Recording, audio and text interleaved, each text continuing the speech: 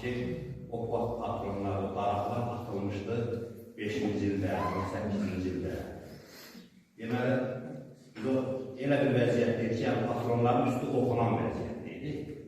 Biz o patronları gördük, arxasını sildik, təmizlədik. Orada da elə ki, onun belə deyək də, Cer bayrağı, Türk bayrağı, bir də bu ay.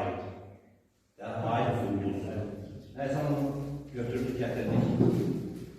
Rəhmətlik babam Şumal kişi vardı. Şumal kişiyə göstərdik ki, bəs belə belə. Firdə səngər qazırdıq. Bu patronlar çıxdı. Arxasında da ay ulduzu var. Bu nədir belə? Yəni, sonra söhbət elədi ki, bana, Allah bunları nəhlət eləsin. Yəni, 5-ci ildə şəxsən Türk komutanların adını var.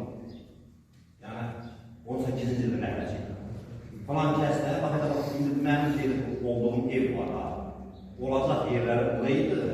Siz durduğunuz, siz qazdığınız səngərdə də həmən o Türk əskərlərə, yəni komutanların şəxsən alınmadı. Nəysə, elə həqiqətən qürur vericidir də, yəni danmaq olmaz. Tarixlər boyu bizi bu bəladan qurtarmaq istəməyə çalışan böyük bir Türk deyirlər arxamızda. Yəni bunu bəlkə də çoxlarına çatdırmaq olmaz, yəni bunu 15 yaşında görmüşəm.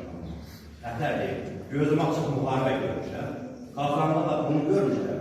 Yəni bunu mən qana bilmərəm ki, mənim arxamda Allaha qurbanım, yəni tarixi bir zəfər, nətər demək, qazandıra bilən bir devlət var, Türk xalqı. Allaha çox şükürlər olsun ki, o bugün bizim arxamızda hələ də dayanmaqdadır. Yəni bunu belə deyək də, danmaq olmaz. Nə də ki, bunu danan bir nakişi deyil. Bunu danmaq həqiqətən olmaz.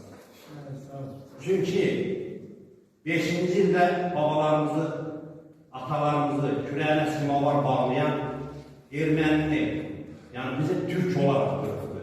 Mən heç bir erməninin, belə deyək də, danışığında eşitməmişəm ki, Azərbaycanlı gəldi bizim uşağı öldürdü, bizim əskəri öldürdü, eşitməmişəm mən bu sözü.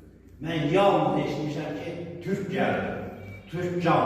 Yəni bunu mən tarixdə hücuma getmişik üstünə, səngərdə çatmışıq, qarşı-qarşıya atışmışıq, Türk cama deyil, yəni bir-birinə deyil ki, Türk gəldi. Bizə Azərbaycanlı deyil yoxdur, yəni bu faktdır. Bunu mən 15